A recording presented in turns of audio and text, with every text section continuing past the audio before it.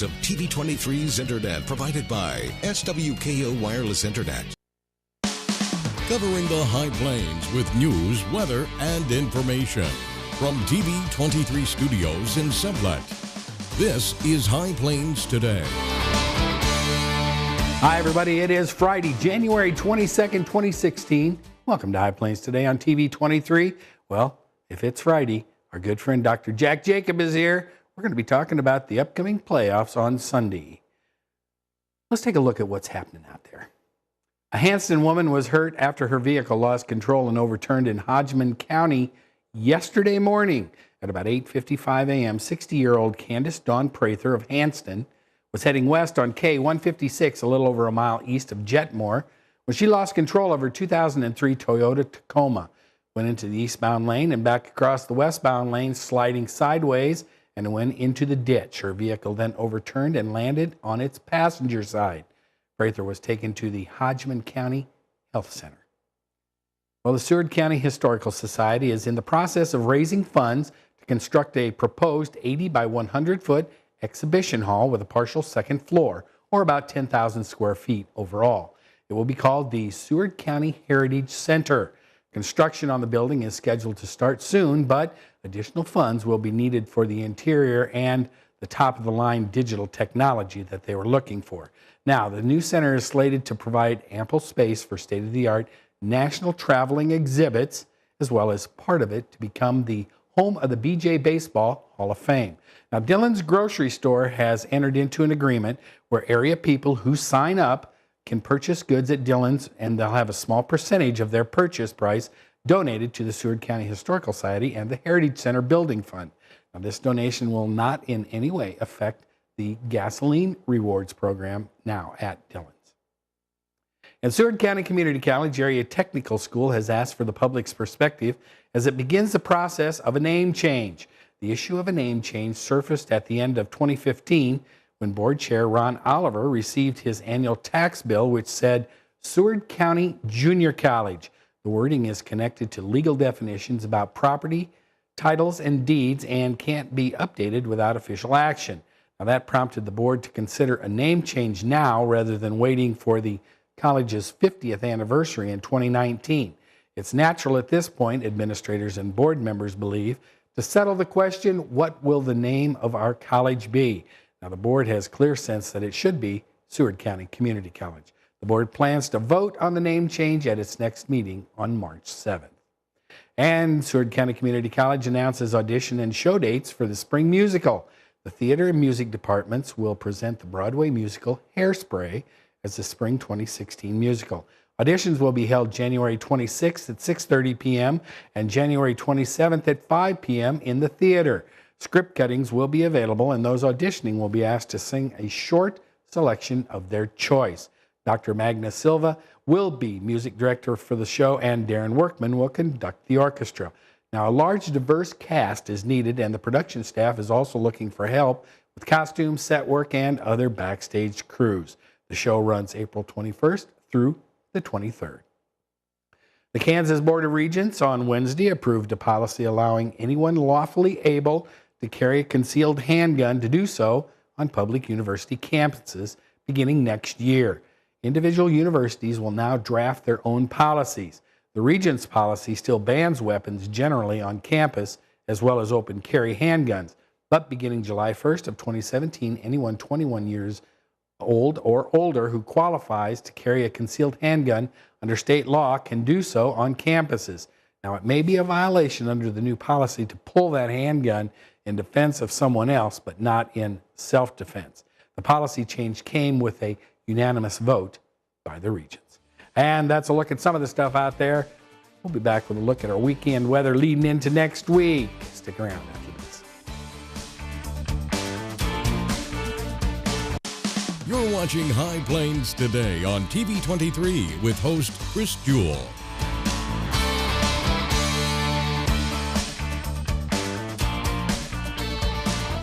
TV23's internet service and 4G live streaming provided by United Wireless. Coverage you deserve. Service you expect. United Wireless.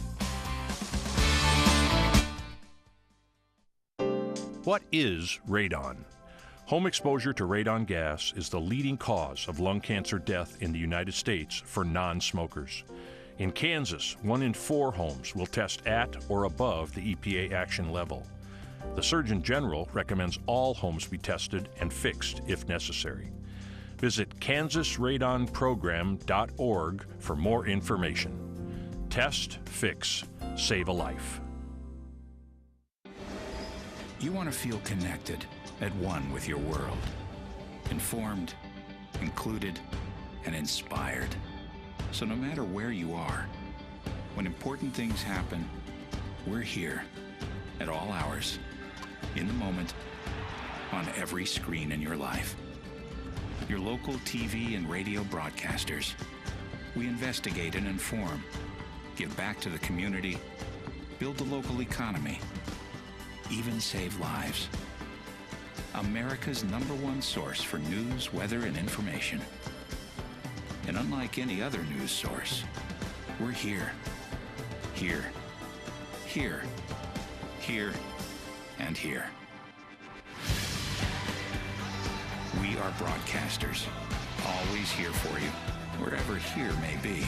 Text TV to 52886. Tell Washington local stations matter.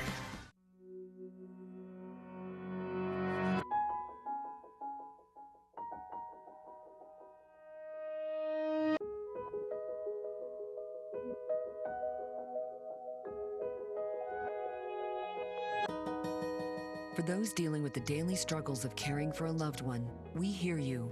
That's why AARP created a community with experts and other caregivers to help us better care for ourselves and the ones we love.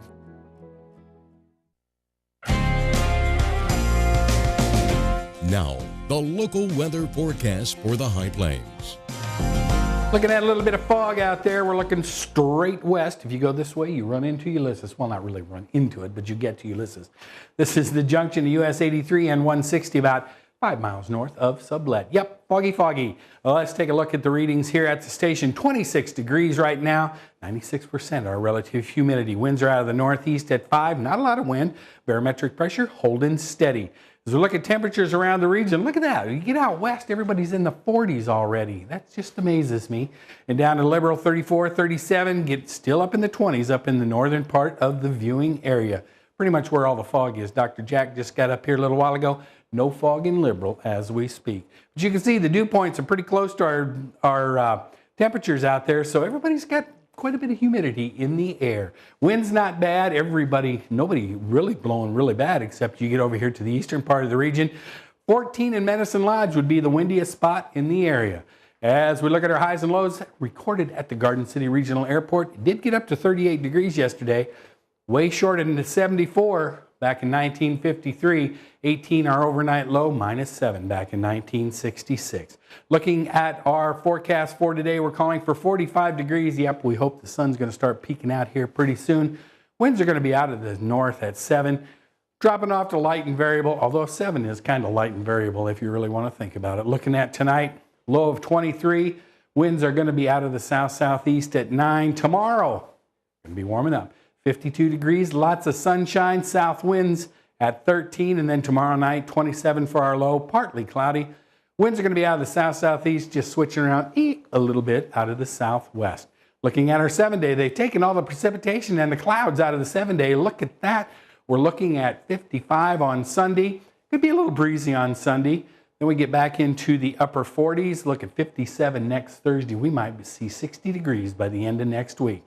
Lows are going to pretty much stay in the 20s and 30s. That's a look at our weather. Be back with the markets and Dr. Jack after this. Hi, I'm Chris Jewell, host of High Plains Today, a 30-minute news and information program that airs at noon weekdays right here on TV23. Hey, do you think you have an idea for something that would make a great segment? Somebody that would make a great interview? What about a community event that needs highlighting? Let us know here at the station. Email us news@kdgltv.com.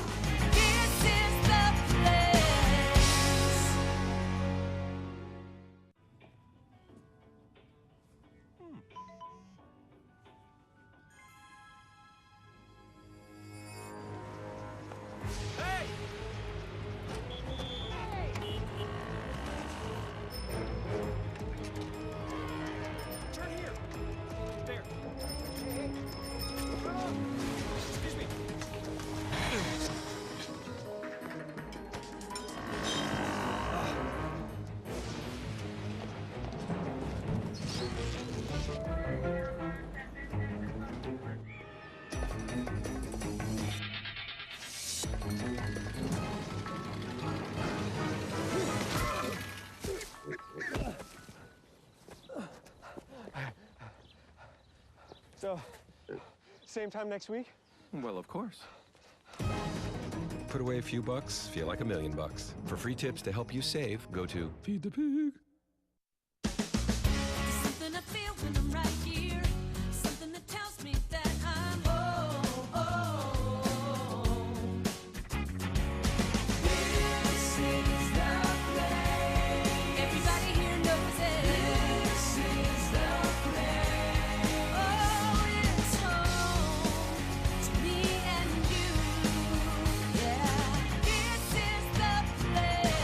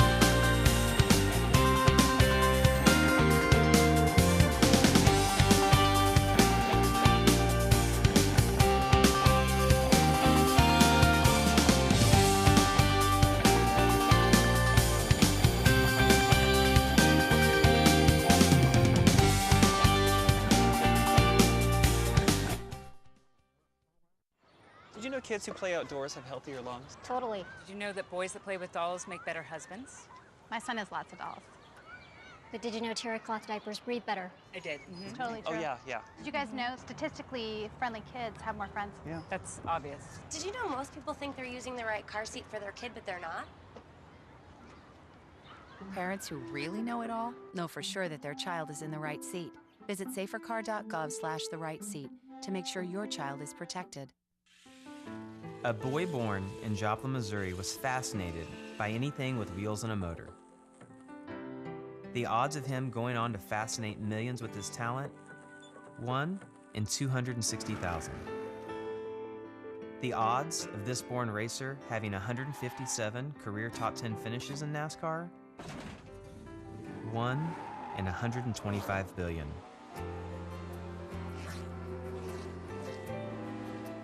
The odds of him winning both the Daytona 500 and the Brickyard 400 in the same year?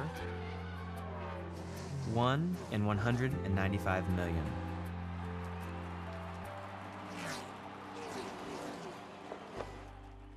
The odds of a child being diagnosed with autism?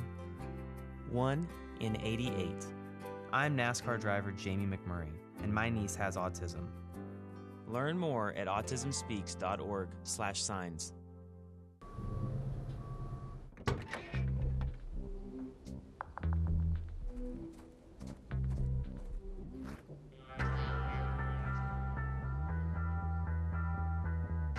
When you throw away money on wasted electricity, you're throwing away everything you could have bought with it. Saving energy saves you money. Learn more at energysavers.gov.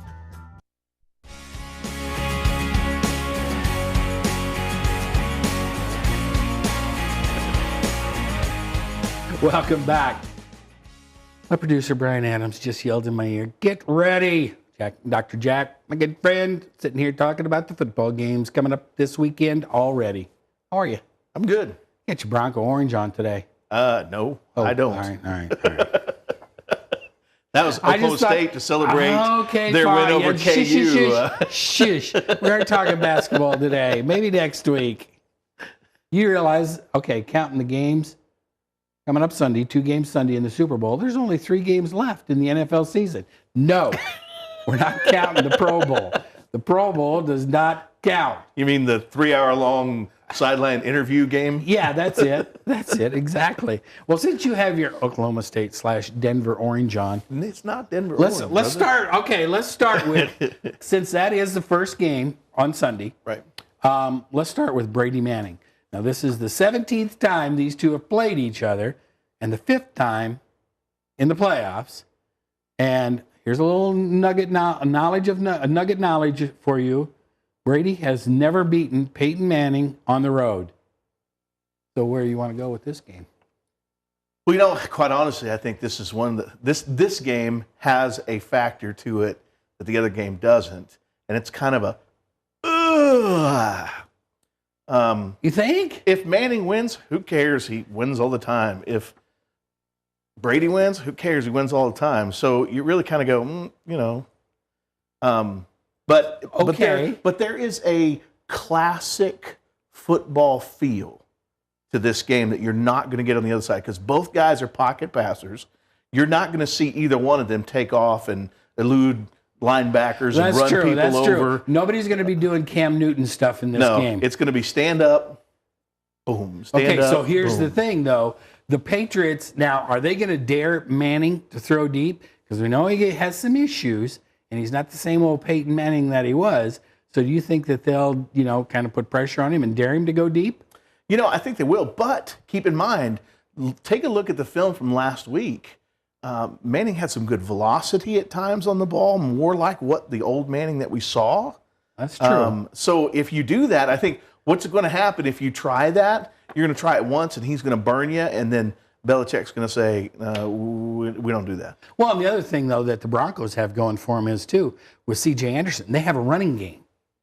And they showed that last week against Pittsburgh. They ran the ball pretty well. Right. So they'll be a little bit two-dimensional. Because they'll have the running game to loosen up the pass game or vice versa, too. Well, and the pro-Patriot people would say, we don't need a running game. We brought in Steve Smith and we did some other things, but we don't. That's not our bread and butter. And Belichick, if you know anything about him, you look at his game plan and the way he manages the game. He's one of those coaches that says, I do what I do.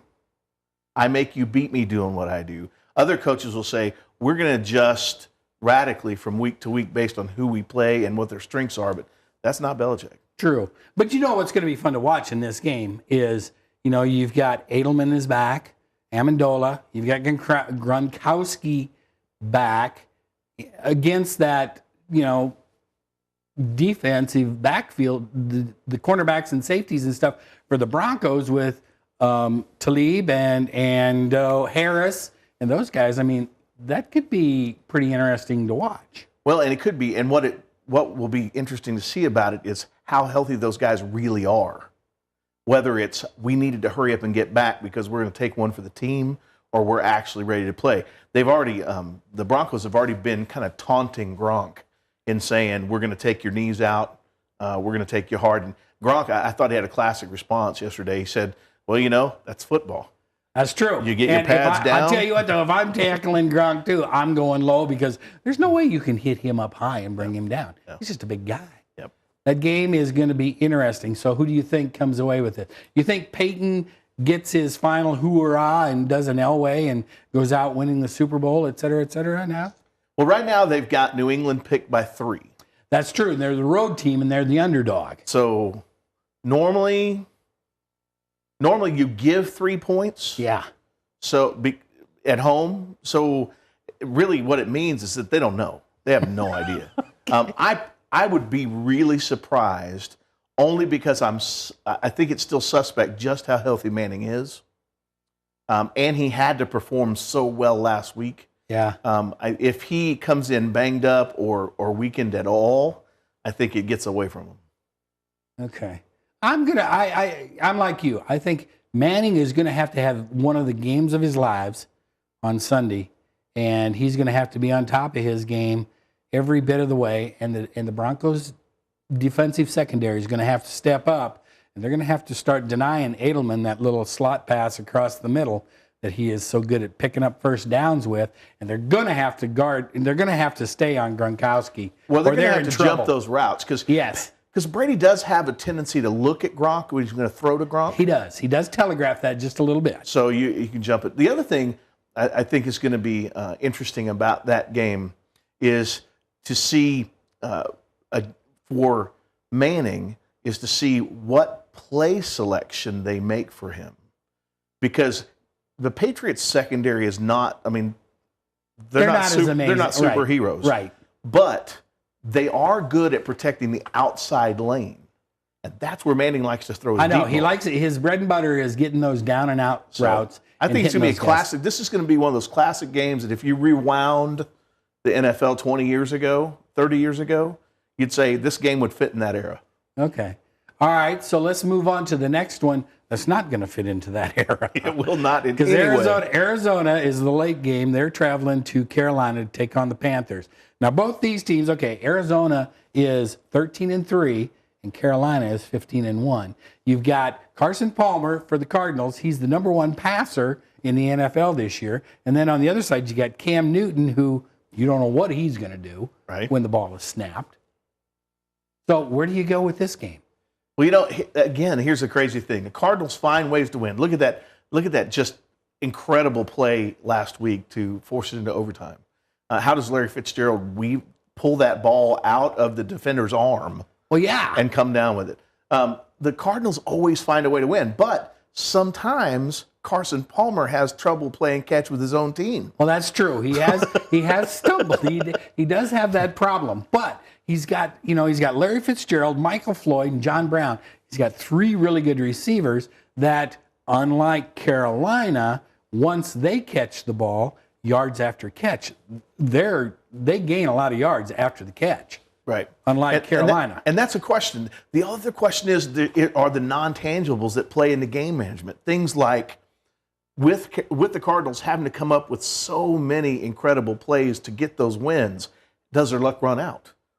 Versus the steam that the Panthers have built up with the wins that they've had, like when they let down at Atlanta, does that run out? So then how do you respond?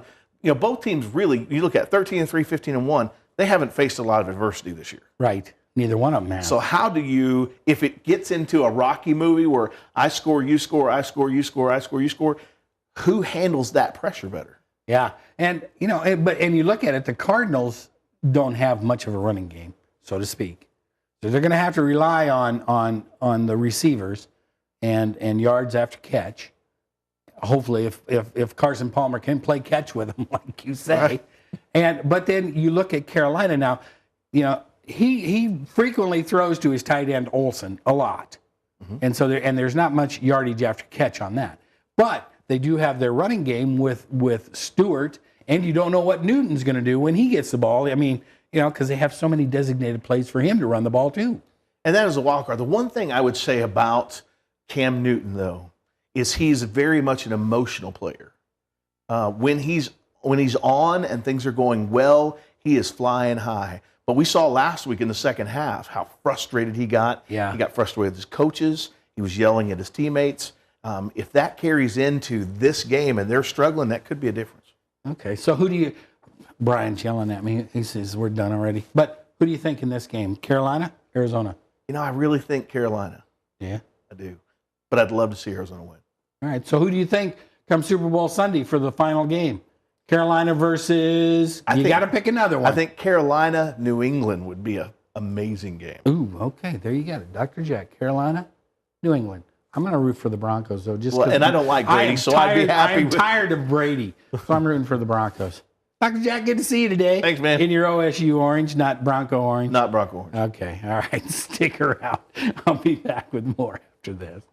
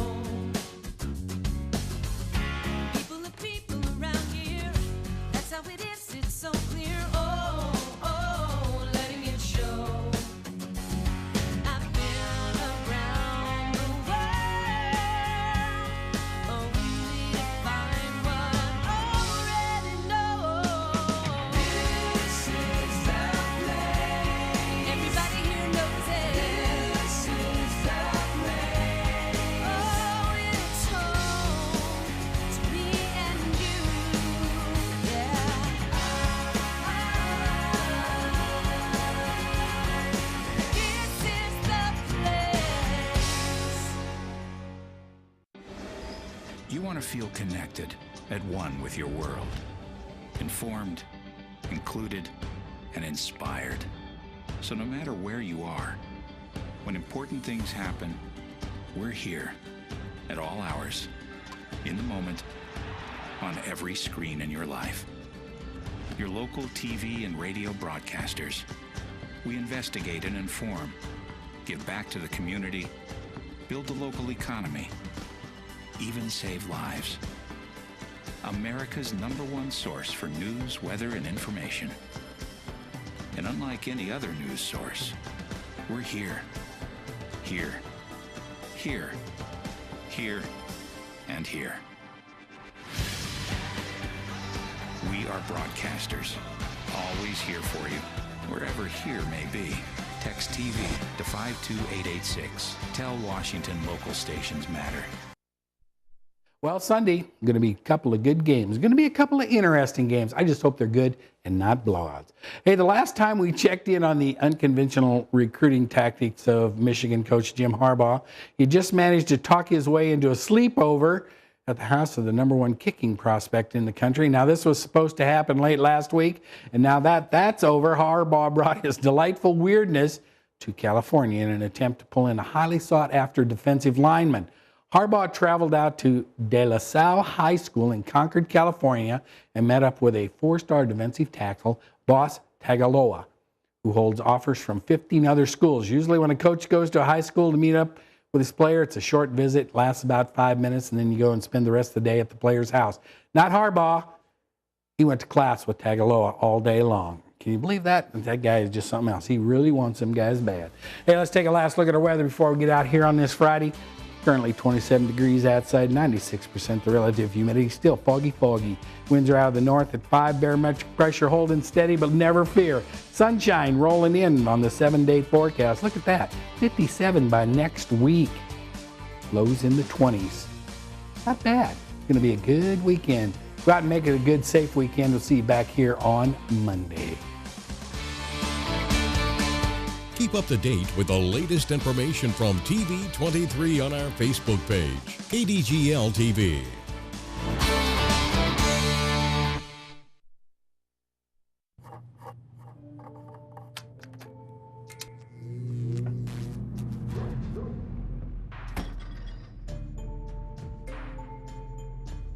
Traditional light bulbs actually generate 9 times more heat than light. Switch to Energy Star light bulbs, and you'll realize just how much cash you were really burning through. Saving energy saves you money. Learn more at EnergySavers.gov.